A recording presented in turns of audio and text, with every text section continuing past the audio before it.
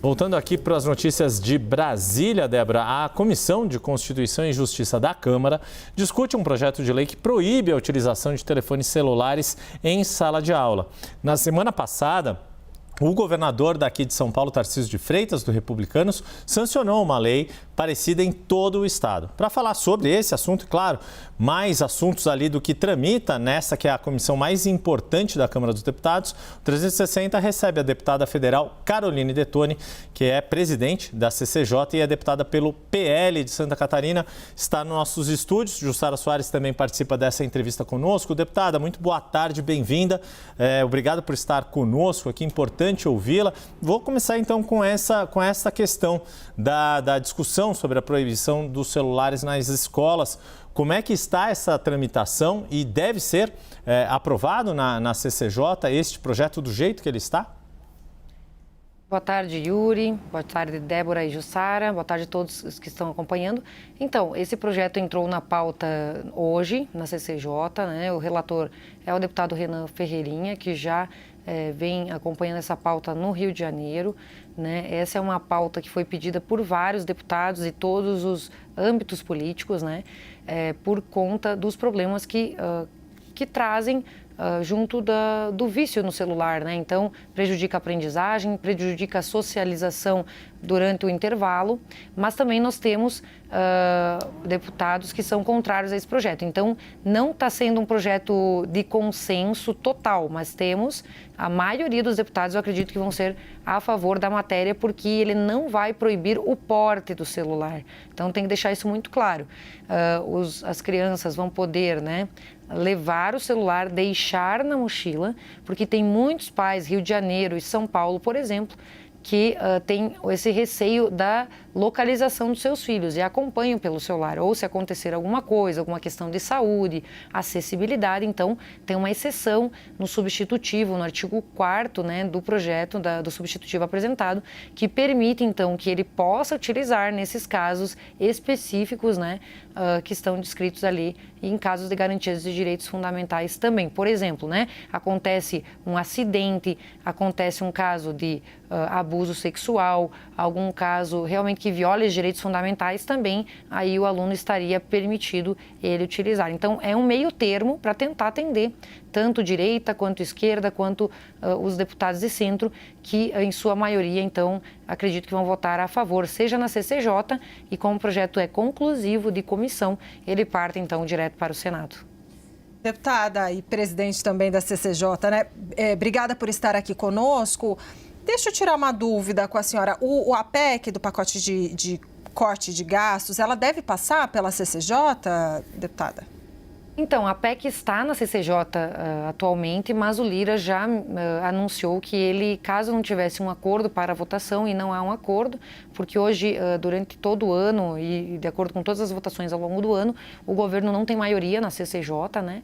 Então, ao perceberem que não teriam maioria para colocar como extra pauta, ele provavelmente vai ser apensado a uma PEC que já existe, que já está no plenário, né? Eu particularmente sou contra, porque o regimento é claro em dizer que qualquer proposta que tende a mudar a Constituição tem que ter a sua admissibilidade cumprida na CCJ, mas existem já precedentes que então autorizariam o Lira a colocar direto em plenário. Mas como o próprio Lira falou, o presidente Lira falou na semana passada, hoje o governo não teria votos então para aprovar a medida.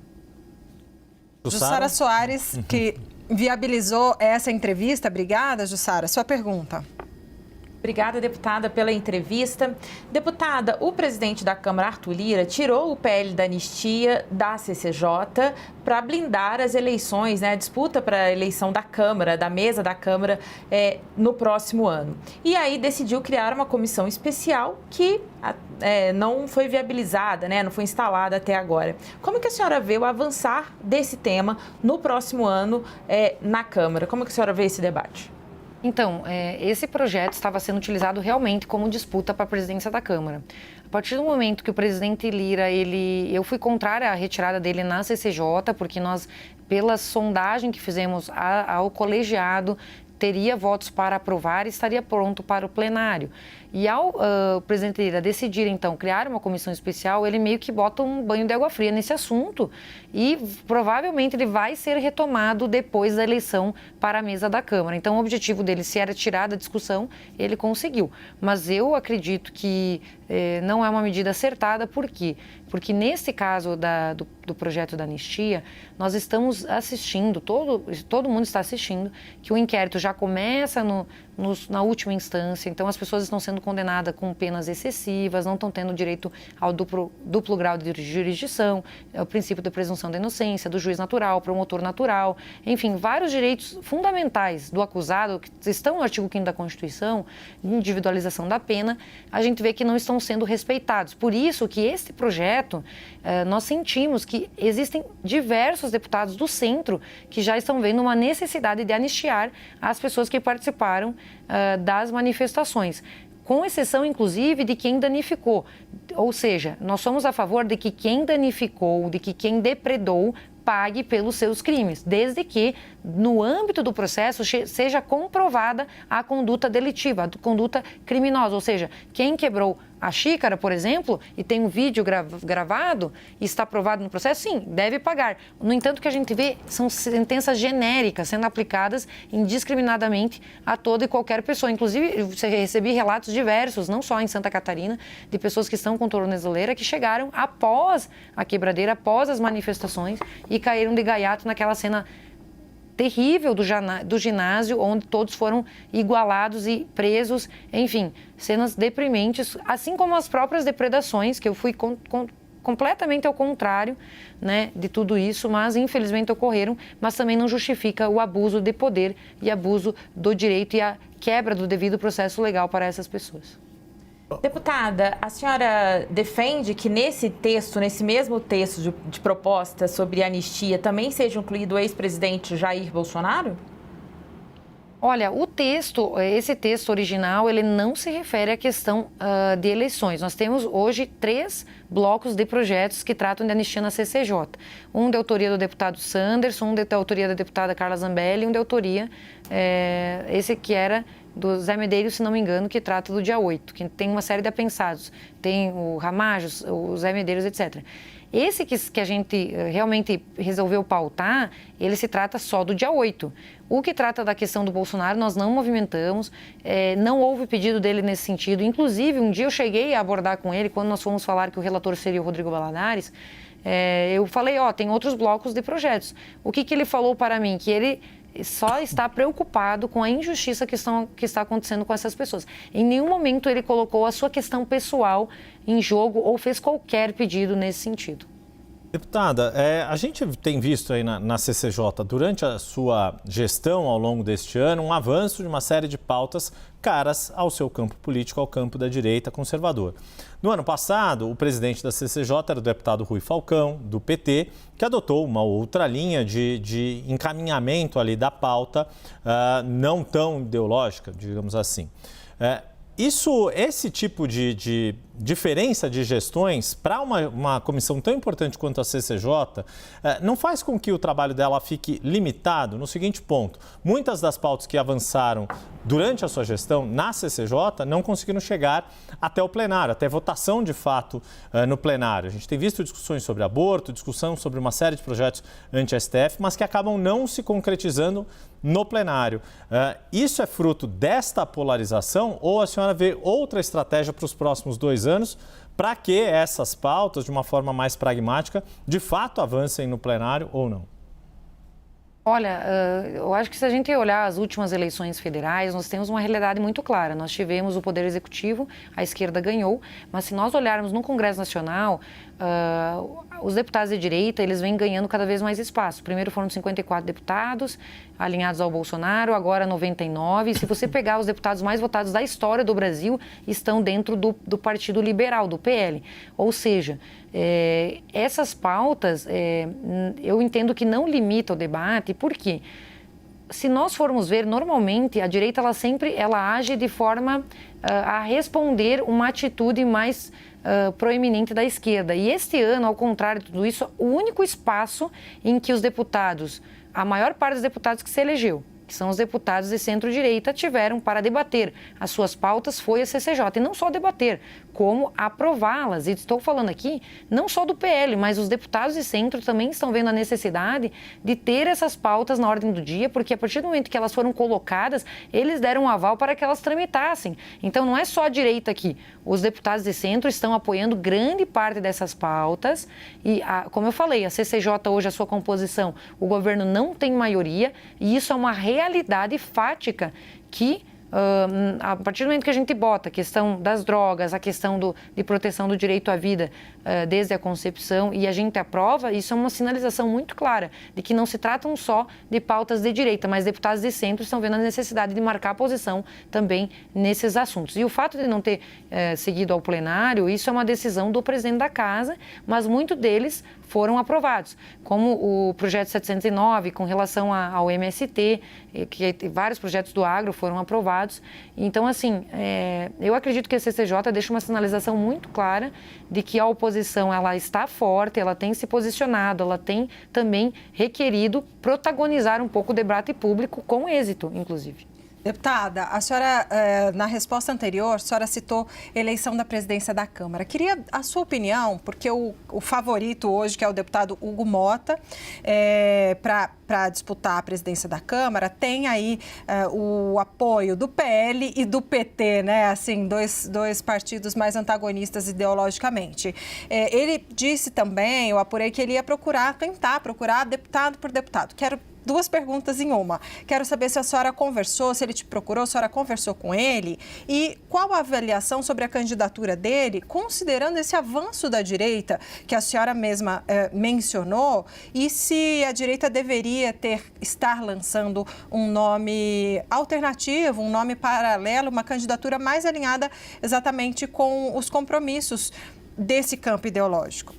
Então, eu acho que a direita vem percebendo que enquanto não há o plano ideal de ter maioria... Porque assim, como é que a direita vai lançar um candidato para ter 20, 30 votos? Como foi a postura adotada no Senado, na última eleição para presidente do Senado, eles lançaram um candidato próprio.